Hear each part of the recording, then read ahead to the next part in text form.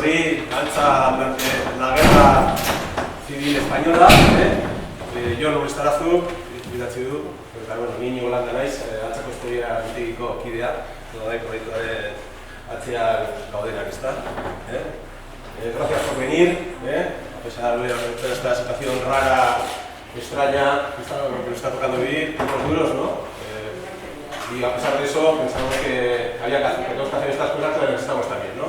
Y entonces, a las condiciones un poco raras, pues vamos a hablar del libro. Eskerrak eman ere, nuestra kulturari eta Tomaseneko langileei errezitu digutelako egitea, osea, gero honetan cuarentena egiten zira egutegia, eta hori mudatu dute orko zerako, pues también gracias a los trabajadores de Casares y Tomasene. Y bueno, gaur da jai egun bat, San Marcial. Esan gure asmoa gaur egitea, baina jai da San Marcial.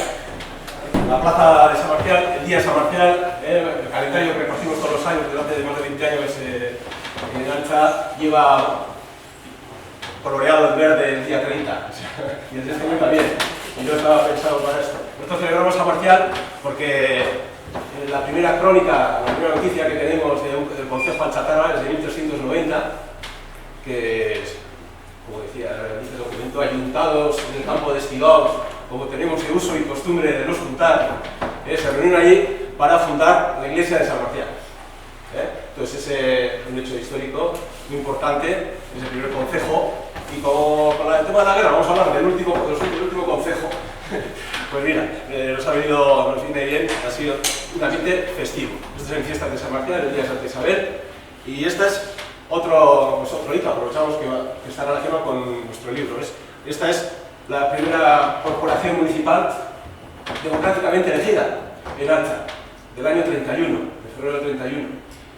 Y es la única que hemos tenido en Altza elegida por los alzatarras. O sea, esta corporación está bailando en la Huesco, aquí solamente es una parte de la corporación, con la burra, está bailando el alcalde de la burra, los 4 concejales, y esta corporación que empieza en el año 31, después con los vaivenes de la República va a haber cortes, pero incluso después cuando los franquistas tomen Altza en septiembre del 37, todos decagados con Javier van a seguir en una oficina en Bilbao hasta la calle de Bilbao en junio del 37. Entonces es una corporación que aprovechando el 80 aniversario hemos pedido al Ayuntamiento un reconocimiento para esto. Eta bueno, Gerra Zibila, zoritxarrez Altzaren ditu gazen Gerra Zibila izan dira. Hemen ditzigarren mendean, karlistak, txikizio ikaragarriak eta hori Gerra Zibilan oso ikaragarriak dira. O sea, austura, sufrimientua. Entonces las guerras civiles que ha protagonizado, por desgracia, no hemos ayudado los franceses, como siempre San Marcos lo construyeron para una invasión francesa, o para la invasión de la frontera, no, han sido guerras civiles. Y las guerras civiles sabemos que son rupturas de la sociedad, una ruptura de la sociedad, que hay mucho sufrimiento personal, familiar, eta Altzaren kasua bereziki badago beste gehigarri bat. Gerra bukatu ondoren, handi hilabete gutxitara, korporazionek erabakizun Altza Donostiari ematea. Entonces, esta es la corporación, bueno, pues en Altza vemos a todo el sufrimiento de una guerra civil que tenemos que añadirle, pues la pérdida de la identidad municipal de Altza, que era una villa de Altza, que va a convertirse después en un distrito Altza-Buenavista, después va a convertirse en nada, y se va a repartir todo, y hoy lo que está poniendo en marcha el distrito se llama Distrito Este, es decir, que Altza se trata que no exista, ¿no? Y estos son los responsables, que mira, a mí siempre esta foto lo que más me llama la atención, bueno, aquí en primera línea tenemos los maceros de San Sebastián, con el alcalde. ¿Quién es el alcalde, por favor? Paniagua. ¿Quién es? Paguagua. Paniagua. Este está de espaldas. En el libro aparece de frente, tienes ahí Paguagua. Entonces es el alcalde. Y esta es la corporación y las autoridades, las fuerzas vivas en ese momento. Es curioso porque es el bando vencedor. aquí en la corporación, aquí faltan los de izquierda, la izquierda republicana, faltan los nacionalistas, es decir, solo han quedado los tradicionalistas, carlistas y otros que no lo notan. Un personaje oscuro que salió de la nada, el alcalde, Antonio Silva, que en cuanto se produce ya la anexio desaparece y se convierte en un malhechor de mala muerte, que las únicas noticias que hay son de detenciones de él, incluso cuando llega a los 60 y tantos aparece en Madrid, pues estafando limosnas supuestamente para las monjas, ¿no? Un personaje oscuro que aquí pues hace un gran servicio a San Sebastián, pues el mayor servicio que habrá hecho el Eso mundo. era también en ese momento. Ya. Entonces, llama la atención que es el bando vencedor, ¿verdad? Y parece que tenía que haber una fiesta en la prensa, que hablan de que se celebró y tal, pero a mí las caras que tienen todos ahí es de derrotados, o sea, hacen de corderos llevados al matadero, y es una foto, aquí tenemos toda la corporación, las fuerzas vivas, el pueblo y los alguaciles, los guardamontes. Claro, Nori, en Guerra Zibila, nola esan dugun, ondorioak oso latzak izan dira hemen, claro, zein arduratu da, ikustu zute memoria historikoa delako horretan zein hartu dira, udalak. En nuestro entorno, los ayuntamientos son los que se han responsabilizado de desarrollar los estudios relacionados con la memoria histórica. El año pasado, en Rentería, 3 tomos, perfectamente documentados, ilustrados, a todo color y tal, a cualquier municipio. En Donosti también, el ayuntamiento le dedica, a Trayete y todo esto, le dedica una atención a la memoria histórica. Pero en la página web del ayuntamiento, si entráis, pues, Ikusiko duzue, todo etiquetado, acontecimientos, hechos y tal, todo está bien etiquetado, pero en cuanto llegas a Altza, parece que es como, vamos, como letería. O sea, no está al margen, no hay nada, hay un vacío. Señalan el campo de tiro, porque siempre se habla del campo de tiro, pero no hay sin hacer ningún tipo de estudio sobre el campo de tiro de Videvirito. Entonces hay un vacío que el ayuntamiento pues debería responder.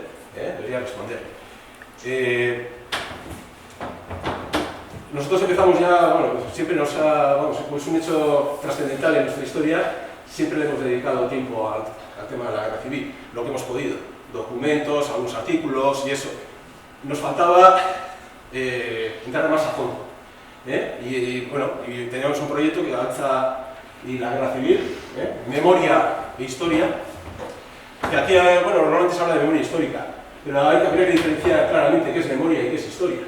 Memoria histórica es adjetivo de memoria y la historia es una sustantiva. La memoria habla de una voluntad de recordar, es decir, recuerdas lo que buscas recordar y olvidas también lo que quieres olvidar. O a veces quedan fantasmas, que quieres olvidarlo y no puedes, porque lo quieres aleterar y tal. Entonces la memoria es un hecho subjetivo, muy valioso. Nosotros, desde el CUPOAC y eso, tenemos grabaciones que ha transcrito John, que las ha hecho John, entre todos, y algunos de vosotros estáis aquí. La memoria es muy importante, pero para nosotros también no puede faltar la historia. Y la historia es la vía del conocimiento, es una metodología de estudio, de análisis, de buscar explicaciones, y entonces eso nos interesa también. Entonces la aportación que intentamos hacer con este libro que ha escrito Jon Lestranzo es entrar a la historia. Entonces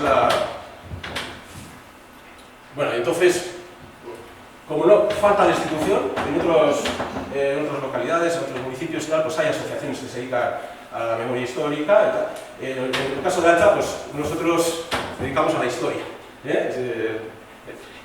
Como llevamos ya 34 años trabajando en esto, pues la edad de John. No son mis padres, Esto es de trabajo de colaboración. Todos unos a Altzanet. Altzanet.eus, ahí tenéis Altzanet en publicaciones, ahí va a salir todas las obras de Chakendus y tal, y esta va a estar y también después os enseñaré. Aprovecho para hacer un poco de propaganda, de publicidad. Nosotros en este momento contamos con 201 socios y socias, con 10 euros anuales. Entonces, ¿qué pasa? Son 2.000 euros que vienen muy bien para trabajar. Si alguno de vosotros se anima a apoyar a la salida de unos papeles o así, vale. Toda la documentación que vamos reuniendo, fotografías, documentos, artículos, mapas, hemeroteca, prensa, todo esto lo vamos subiendo a alza.info. Es la colección local de Alza.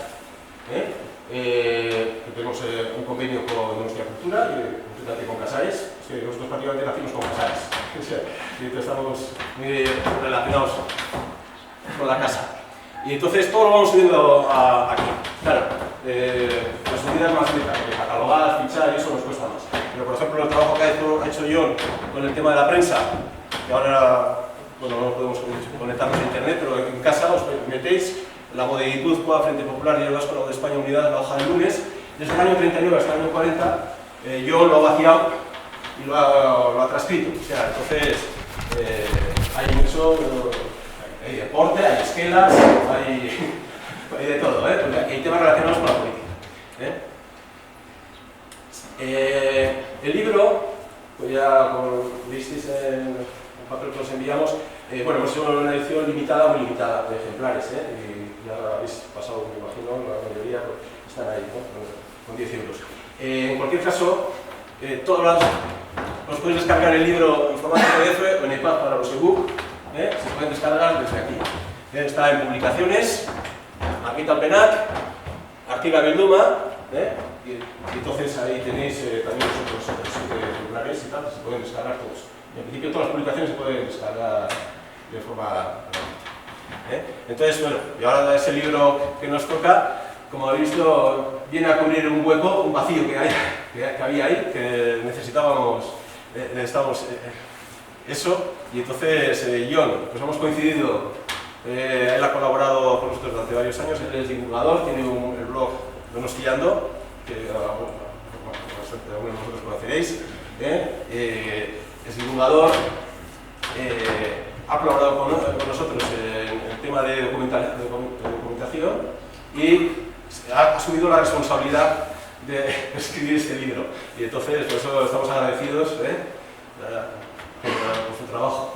Pero bueno, lo primero quiero dar las gracias a Alza Consistoria Mintería por confiar en mí, porque como ya ha dicho Íñigo, yo soy divulgador. O sea, no tengo un título de historia, nunca he ido a la universidad y hay que tener mucha confianza en cargarle pues, un proyecto tan complejo como es el estudio de la guerra civil pues, a alguien que no ha cursado una carrera de historia.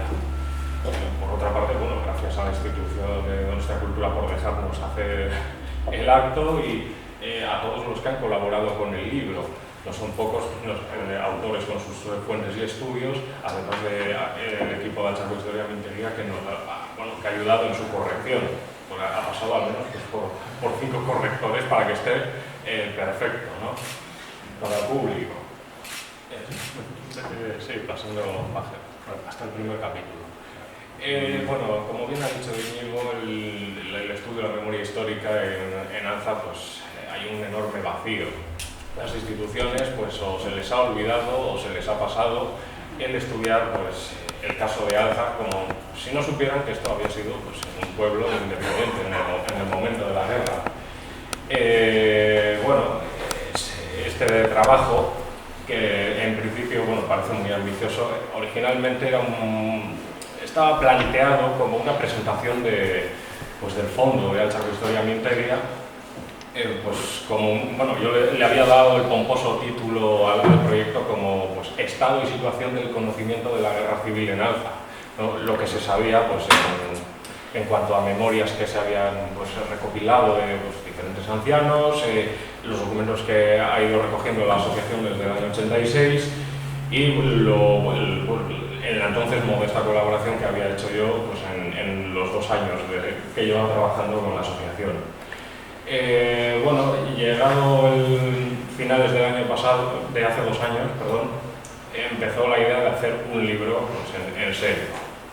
A partir de ahí, bueno, pues se fue figurando, reuniendo todas las fuentes disponibles y bueno, surgió también una buena idea a la hora de hacer buena hora hacer la ruta que hubo en el barrio de Videvieta y tal. Y ahí nos dimos cuenta, bueno, que habíamos reunido a lo tonto para hacer la ruta unos 100 folios. Claro, casi ya más de la mitad del libro estaba hecho. Se dio la casualidad que también durante el verano del año pasado el gobierno vasco procedió a la digitalización de parte de su fondo histórico del exilio y pues hemos podido rellenar vacíos que hubo en la ruta, por ejemplo, la parte de los exiliados o en los campos de concentración franceses, cosa que en la ruta pues había un vacío inmenso y eso lo podíamos generalizar pues, con lo que se sabe actualmente sobre el destino de los exiliados, a grandes rasgos. A partir de aquí, bueno, ya empiezo a hablar del libro, como es necesario, tiene que empezar por la parte de la Segunda República, pues un poco para aclarar todos los giros que va a haber entre las autoridades y el sentido que tiene la represión posteriormente. Como bien ha dicho Íñigo, el primer ayuntamiento es el primer y único ayuntamiento elegido democráticamente es el de 1931. El resto será pues, básicamente colocado a dedo por el gobernador civil de turno con cada cambio de gobierno. Ese va a ser el desarrollo básico político en el ayuntamiento de Alza. Por lo demás, al margen que ha venido muy bien el estudio que ya tenía hecho Alza de Historia Materia, pues yo en la Segunda República me ando muy bien puesto y en la parte de Alza pues menos. Eso ha ayudado a ver todo el desarrollo. Y bueno, también ha habido otro tipo de fuentes. La más importante para mí de este periodo y de los siguientes capítulos que también se ha usado es la memoria de los religiosos de San Luis.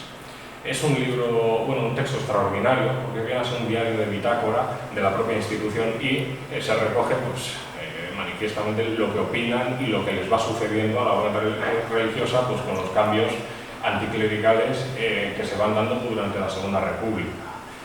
Básicamente estos dos textos son importantes porque por un lado tenemos lo que ha dicho Íñigo, la historia, es decir, el estudio histórico de cómo es lo que va sucediendo en el ayuntamiento y por otra parte la propia memoria de cómo siente la gente y cómo recuerda pues, los diferentes acontecimientos que les van sucediendo. Al margen de esto, bueno, ha habido, pues, puede seguir pasando. Ha habido pues eso, diferentes fuentes que nos van redondeando pues, desde los testimonios de la prensa que nos van diciendo pues bueno, acá ha ocurrido tal suceso, una huelga, ha ocurrido pues, el caso de 1934, la revuelta y los diferentes sucesos que se dan en la población. Ya en el siguiente subcapítulo hago un inciso y paso directamente a hablar a esos 6 últimos meses de la República en Alza. Porque bueno, se da la casualidad de ocurrir muchas cosas trascendentes. Por un lado, las elecciones del Frente Popular, por otro lado, se va a dar cerca en el Palacio de Videvieta parte de la conspiración que va a haber para la sublevación, y en otro lado, pues esos últimos meses, al margen de fiestas políticas como el 14 de abril o el 1 de mayo, que hay como una especie de remanso de paz antes de la tormenta. Ahí tenemos el Palacio de Videvieta y el Foro Monzón y el Hectarro. La tercera foto, bueno, que un poco contextualizamos más adelante en el libro. Es Javier I de Borbón y Parma. Es una reunión que ocurre en el año 37, pero bueno, lo verán. Ya llegados al segundo capítulo. El segundo capítulo es sobre el periodo que abarca desde el 18 de julio hasta el 13 de septiembre. Aquí ha sido importante pues, nuevamente el fondo de Alza de Historia Materia porque hay que sumar, al margen de los estudios que ha habido sobre represión de algunos personajes, como el doctor Mario Cordero, los testimonios de ancianos pues, que entonces eran niños, adolescentes y jóvenes adultos. Cuando se han dado información que no aparece en la documentación oficial, diferentes sucesos que incluso en las pesquisas judiciales tampoco aparecen. Y eso ha ido pues, enriqueciendo, pues, al margen también noticias con la aparición del diario Frente Popular. Luego, si el segundo subcapítulo es precisamente sobre la formación de la Junta de Defensa en Alza, las diferentes autoridades que van sucediéndose, y ya el último subcapítulo, que va a ser igual que los últimos subcapítulos de los siguientes capítulos, abarcan el tema represión siempre. El caso del periodo del Frente Popular, pues abarca pues eso, los diferentes sucesos, asesinatos y tal que se van dando en ese periodo, y además que creo que es la primera vez que se trata, no sé si es el tema de la checa de Miracruz, el Colegio de la Asunción.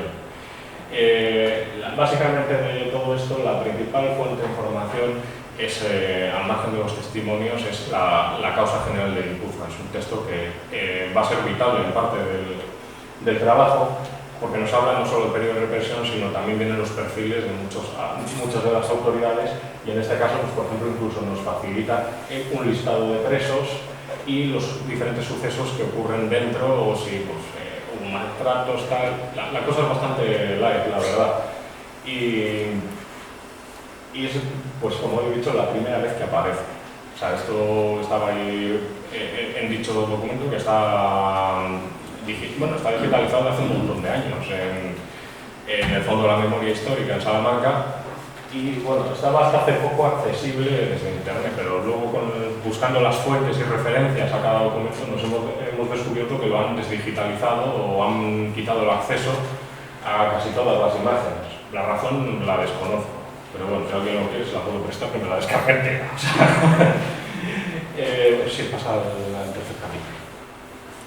El siguiente capítulo es evidentemente la entrada de los sublevados. Nuevamente los testimonios recopilados por la historia militar son muy importantes, porque nos transmite esa mezcla, como bien dice, entre la esperanza y el miedo, porque hay una parte de la población que evidentemente no comulgaba con el Frente Popular, y otra que evidentemente directamente huye, pero hay algunos que se quedan y son recelosos. Han recibido propaganda, es una guerra civil, puede pasar cualquier cosa.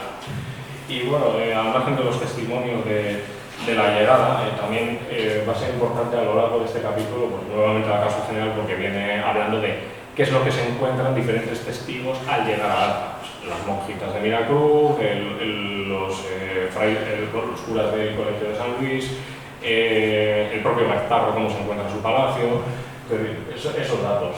Luego, el segundo subcapítulo pues, abarca precisamente esa reorganización, desde el primer alcalde de facto que hay en ese periodo hasta las autoridades que van imponiendo, que básicamente son los mismos elementos políticos que ya había antes y que se iban girando con cada gobierno.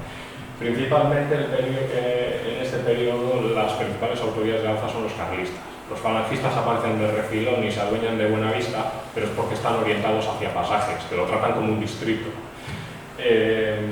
Bueno, al margen de esto pues, se va viendo en diferentes datos recogidos cómo van las autoridades pues eso, modificando el tema de Alza desde dentro, como pues, haciendo actos de propaganda, creando instituciones o pues, reclutando tanto voluntarios como que van a ir a la guerra. También hay la militarización de servicios, por ejemplo el hospital de Nuestra Señora de las Mercedes, que era de tuberculosos, pues que se convirtió en un hospital militar, o queda Alza junto a Pasajes bajo el poder de una autoridad militar que se supone que es un comandante de la Guardia Civil. El último subcapítulo, como ya he dicho antes, se dedicó a la represión. Este caso pues trata, y ha sido indispensable, nuevamente el fondo de Alza de Historia Militar, porque muchas de estas historias no aparecen y no han aparecido algunas de ellas en documentos. Es decir, parten de testimonios, algunas sí, creo que sí había en documentación de época. Pero bueno, de momento, en los primeros instantes de la represión de las tropas sublevadas, pues solo tenemos un fusilado apuntado en el momento, que es el pobre Irisarri, y un detenido que se tira un año en prevención, que es Román Irigoyen. El resto de la represión pues básicamente es económica o material, que es a ver si lo tenía por aquí apuntado, seguro, que siempre me leo con el título de la Comisión Provincial de Incautación de Bienes de Guipúzcoa, que básicamente pues es eso, ir a por el rival más débil y quitarle pues tierras y dinero para ir tirando la causa. Pasaré al siguiente capítulo. Y bueno, aquí hay el primer inciso de los dos que hay en la narración, porque, bueno, si bien el título del libro es Alza durante la Guerra Civil, me parecía pues, un poco feo obviar a los que se habían ido al exilio, al primer exilio vizcaíno, y luego al francés y a otras latitudes. Y bueno, en principio pues no había ninguna información, o lo poco que se sabía de este periodo y que tenía el Chaco Historia de Mintería, pues era el caso del asesinato del último alcalde de facto de Alza, que era Pablo Landa. El resto era incógnita. Como he dicho, por suerte el gobierno vasco digitalizó esa parte documental, que es una monstruosidad de grande, o sea, hay que tirarse años para investigarlo, y yo pude hacer un relevo a base de consultar 45.000 fichas para saber pues, el destino de algunos alcatarras en esta parte. Por un lado están las listas de los niños evacuados. No he podido encontrar los de Inglaterra y los de México, pero aquí están los que fueron evacuados a Francia y a la Unión Soviética. La siguiente lista pues, es, por ejemplo, qué pasa en la caída de Bilbao, qué pasa con algunos milicianos. Luego la parte pues, del exilio ha sido, pues, como he dicho, vital pues, saber cuánta gente fue a los campos o cómo están reseñadas, pero claro, me encontré con un problema, y es que muchas veces lo que pasa con la historia de Alza está muy maltratado como ubicación. A veces aparece como Pasajes Alza, a veces aparece como Herrera, y a veces no sabes si estás realmente delante de una alzatarra o de un Pasajes Alza. Y bueno, pues se pudo hacer una lista con los internados de los campos, que son unos 17, y después pude averiguar pues, que algunos de ellos, además de algunos civiles que no terminan en los campos, tuvieron que ser tratados pues, médicamente pues, de heridas de guerra o enfermedades derivadas pues, de toda esta odisea en los diferentes hospitales que montó pues, el gobierno vasco en el exilio, pues, por ejemplo la residencia del Barriz y otras instituciones. Podemos saber además que vienen con las vías médicas, de dónde son, dónde han sido heridos, en unos detalles pues, muy interesantes para hacer un seguimiento. El último capítulo pues, es precisamente el tema de la fusión de Alza, es decir, la inmediata posguerra, que es lo que ocurre inmediatamente en Alza. Empieza a haber además un montón de noticias que si el Ayuntamiento de San Sebastián tiene grandes proyectos, y aquí ha sido también muy importante la documentación reunida estos años por el Chaco Historia de Mintería, porque existe esa historia tras las bambalinas de informes, de quejas de los vecinos y todas esas operaciones un tanto extrañas que hay detrás de la fusión.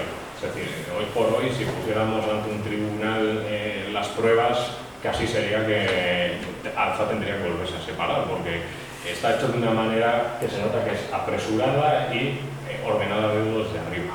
Claro, propagandísticamente lo venden como otras fusiones en otras capitales. Hay una especie de lema que es el engrandecimiento de las ciudades, y en ello va incluido Madrid, con todos esos anillos que va succionando poblaciones, Bilbao, Barcelona, y San Sebastián no iba a ser menos. De hecho, en este tema también se fusionó Astigarraga y hubo planes, pero por falta de dinero no pudieron fusionar pasajes. Y bueno, en todo arriba pues, se ve todo el tema de los deslindes y se ven referidos a la documentación. El último subcapítulo precisamente trata nuevamente de la represión, porque la represión va por fases, no es toda la guerra. En esta última fase es, como bien he dicho, la causa general, que es todo ese proceso para saber autoridades o personajes involucrados en diferentes crímenes, o simplemente el haber sido autoridades de ciertas instituciones. Pues es todos los informes pues, para saber quién es quién. De hecho, ahí en el documento de izquierda pueden ver, pues, por ejemplo, lo que se sabe de algunas de las autoridades locales que estaban al mando de la Junta de Defensa. Al margen de esto, pues también se hizo otro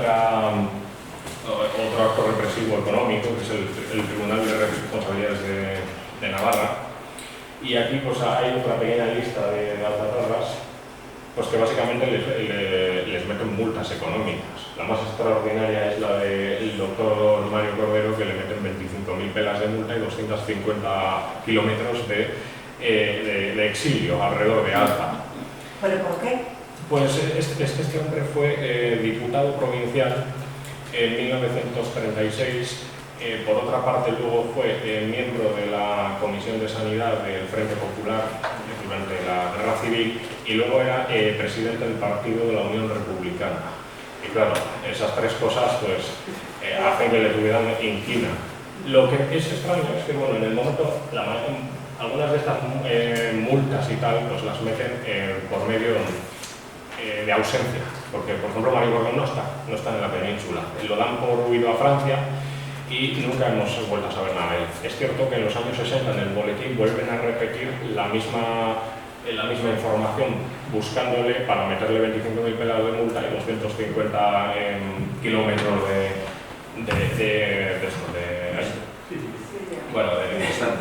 distancia alrededor de Gaza. Pero es gracioso porque hace poco un doctor me informó que está metido en temas de historia de la guerra civil.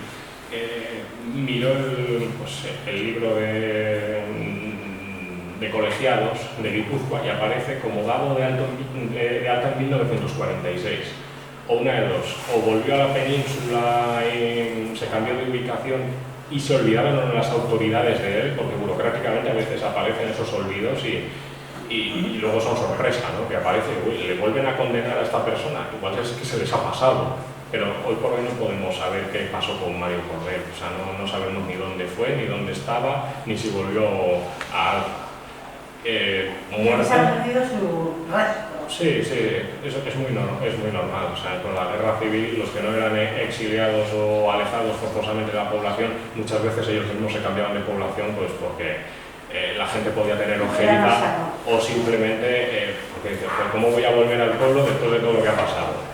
Pasa, por ejemplo, con las autoridades que aparecen en la causa general de Guipúzcoa, pues el alcalde del Frente Popular y el que está al mando de la Compañía Roja, que son pues, autoridades del ayuntamiento, estos, después de haber sido autoridades políticas del Partido Izquierda Republicana y el Partido Radical Socialista, el haber militado como autoridades de las juntas de defensa, el haber por encima sido miembros del Ejército Popular Republicano, pues estos terminan en la cárcel, pasan unos 2 años o 3 en la cárcel, los liberan en el 44 y siguen haciendo la vida en el territorio de San Sebastián.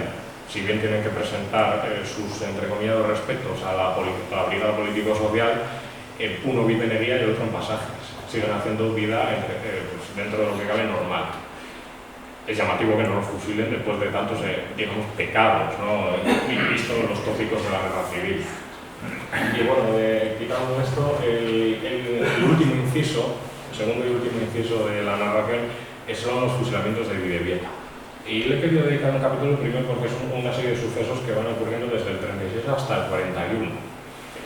No existe actualmente ningún estudio, hay que dar bien claro en el primer capítulo que pone pendiente de estudio, y es que es triste lo mal que se ha tratado esta historia, porque siempre aparece como una especie de muletilla o coletilla de artículo de relleno. Pues, por ejemplo, cada vez que hay en octubre-noviembre el tema de la memoria sobre los fusilamientos de Bernini, aparece una ristra de fusilamientos en un párrafo y dice, y también se fusiló en Bidebieta. Y de hecho, si se acuerdan en otoño y ven un artículo, fíjense a ver si aparece, pero es de cajón que casi siempre aparece. Y no hay estudio, no hay un trabajo, en 12 años de memoria histórica, pues nadie se ha atrevido a tratar el tema en profundidad. Si bien es cierto, aparecen algunos nombres asociados en diferentes trabajos a Bidebieta, muchas veces pues, no se sabe con qué se queda porque no están bien referenciados esos datos. Los únicos datos que sí podemos tener certeza, hay una lista de 19 nombres, pero muchos están a título provisional porque no se garantiza de acuerdo a lo más referenciados que están los datos. Los grandes tochos que veis, sí, esos son de fiar porque en 2015, en la tesis doctoral de Ascensión Variola, Aristimuño, se recoge una tesis sobre la represión en Guipúzcoa durante el franquismo. De hecho, es el último y el mejor estudio que he visto sobre la materia. O sea, cómo lo trata, que veamos los textos de época transcritos. Y en él vienen pues, varios de esos ejecutados y podemos tener una idea del tipo de personaje, su vida y por qué terminan ahí fusilados. Bueno, es una mezcla que todavía a día de hoy es difícil de categorizar, pero bueno, el resultado es que los más son fusilados por Consejo de Guerra Submarísimo y principalmente entre el año 38 y el 40. La lista pues es, como he dicho, provisional. Hasta que no haya un estudio, pues no se puede hablar con seriedad plena del asunto.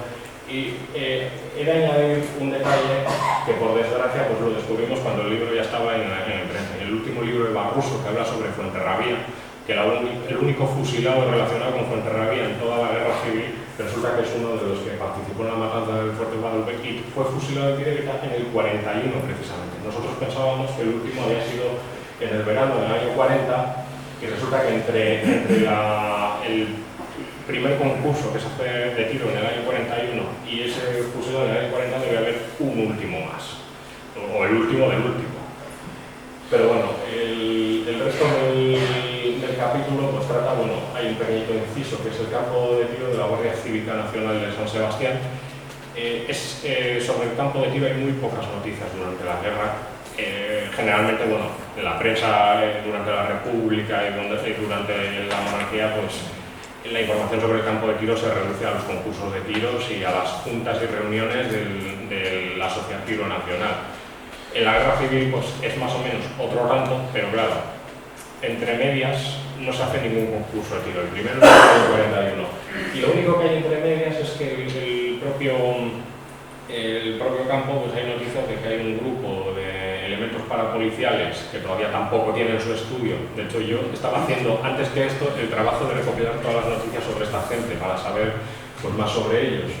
A día de hoy no hay coincidencia con ninguno de los fusilamientos, porque hay un calendario donde hacen esas prácticas de tiro y yo tengo pues, un calendario de fusilamientos pues, que a partir de la propia prensa, con la prensa parece que se han hecho pues, fusilamientos, algunos coinciden con los de la lista, pero no he encontrado todavía pues una relación directa. Y hasta, pues eso, hasta que no se revuelvan archivos y tal, pues no sabremos. Perdona, no te he entendido bien. Hasta que no se revuelva el archivo.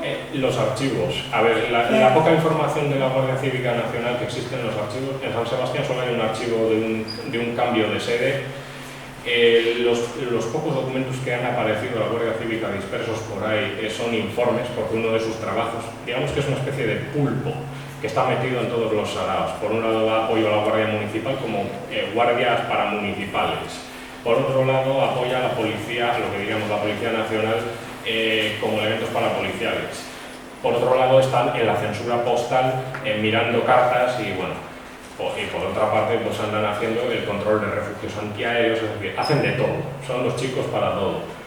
De momento, pues como he dicho, esa parte represiva tan bestia de los fusilamientos no hay ningún dato, pero sí aparecen los informes, que era otro de sus trabajos de pues, redactar en la oficina de inmigración que se abrió en la calle Aso, porque no se podía ir libremente de un pueblo a una ciudad y viceversa.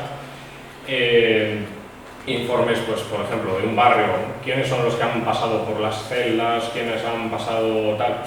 Informes que constan, por ejemplo, en el estudio de ascensión que he mencionado. Se menciona pues, unas pequeñas referencias, ¿no? La Guardia Cívica ha entregado un informe al Consejo de Guerra tal, y por lo que se ve son informes muy básicos y típicos, ¿no? Pues como los de la causa general. Son a grandes rasgos, edad, dónde vive, si se le ha detenido por algo, etc. Y si hay algo igual, será pegado a los archivos de los consejos de guerra que creo que están en el Ferrol, en el archivo público militar que está allí y que es donde están los fusilados de Videvieta. O sea, se sabe dónde está la información, lo que pasa aquí es que se pide permiso, se pega una pechada ahí y se queda una semana o más mirando pues, cajas y cajas y cajas de fusilamientos, bueno, de consejos de guerra y de ahí deducir cuáles son los fusilados primero. De hecho, Barroso decía que entre 1936 y el 41 en San Sebastián y su entorno fueron fusilados por consejo de guerra, no subrepticiamente, sino oficialmente 169 personas. No sabemos si los 169 son en Videvieta, porque se fusiló en el 36 a Antonio Yazun como en Hernani. El año 37 ya empieza a fusilarse las primeras noticias verdaderas que tenemos o fidedignas en Videvieta, pero también se usaba la propia cárcel de Narreta para fusilar, así que yo creo que a partir del 38, con San Sebastián superpoblado y con eso de guardar la imagen de ciudad pacífica y tal, pues los fusilaban en Videvieta porque estaba pues, cerca y lejos, es decir, lejos de la mirada pero cerca en la distancia. ¿Y en Salamanca? Salamanca, en el momento yo no he visto gran cosa, o sea, si aparece algo, pues a ver. No, en su momento miré así a grandes rasgos a ver si había algo explícitamente mencionado a la Guardia Cívica, pero documentos explícitamente sobre ellos no. Parece que están metidos en informes y lo que constará es el informe general, pero su documento enviado, pues no. Esas son las pequeñas sorpresas que aparecen entre medias cuando empiezas a mirar carpetas. En la propia causa general, mirando cada carpeta, pues te esperas informes, pero entre medias hay cartas. Y por ejemplo nosotros, al margen de todo esto, encontré una carta de la superiora del Colegio de Asunción, pues contando otros pormenores que no aparecen en otros documentos, ¿no? Es decir, sería la sorpresa típica que te encuentras en una caja, pero de momento así explícitamente no hay nada. Y bueno, el último capítulo era la devolución a la sociedad filonacional, que entre las autoridades que forman la nueva, pues qué casualidad está el señor comandante Garrigós de la Guardia Civil, que es el jefe de la policía de toda Guipúzcoa. Sí, supongo que estaría hay un poco también para echar un vistazo. Ya bueno, el libro termina con los consabidos anexos que todo libro de la guerra civil tiene que tener. Y bueno, el primer anexo es el listado de caídos de combate, que viene una lista con unos 17 nombres. Por suerte hemos podido contar con un documento muy interesante que está en el Archivo Histórico de San Sebastián, que es todo, además está digitalizado, el tema del Valle de los Caídos. Y es que ahí vienen las listas de los que están enterrados con relación a la guerra. Y entre ellos hemos podido sacar además algunos nombres que aparecen en el periodo del Frente Popular, que se pueden deducir por la escasa información que pueden ser milicianos del Frente Popular. Luego sí, hay información que sale de esquelas, de memoria, un poco de todo. Ya veis que la información es escasísima, pero es porque todavía no se ha ido a profundizar. Luego el listado de muertos en retaguardia, pues que incluyen tanto los que son asesinados, ejecutados o muertos accidentalmente pues, por bombas o tal. Y aquí pues entra en juego todo lo que se ha usado en el libro para redactar las listas. El tercer anexo es una cronología, he de decir que por desgracia, por falta de espacio, la cronología que preparé originalmente tuvo que ser recortada. Originalmente eran unos 75 folios, era un primor, o sea, el día a día de Alfa, bueno, venía hasta la señora de 78 años del caserío tal, había muerto y se le había hecho la misa en la iglesia de tal, pues oye, información importante, donde pero no, bueno, ha tenido que ser recortada pues para dejarla en los sucesos principales políticos y bélicos, además de alguna noticia curiosa. Por ejemplo, está la de Chirrita ganando el último concurso de hechos que se hizo. O sea, hay un poco de todo y llega hasta el año 41, pero hemos dejado justo en el tema del Tribunal de Navarra. No hemos incluido los fusilamientos de Villavita, pues porque como está todavía por estudiar, no sé a qué metas una fecha y sea, pues se haga que es.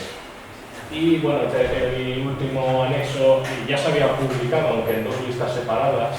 Este es el listado a partir de esas dos listas unidas, que son las autoridades y gente aneja a la Junta del Frente Popular de Alfa. Es decir, una lista de 240 nombres, entre los que están pues, las propias autoridades, la propia compañía roja de Alfa, que es su nombre oficial, es decir, los cerca de 100 milicianos que se reclutaron, los guardias cívicos que mantuvieron el orden en el entorno de Alfa y bueno, hay algunos pues, funcionarios que se han anexado como médicos y tal.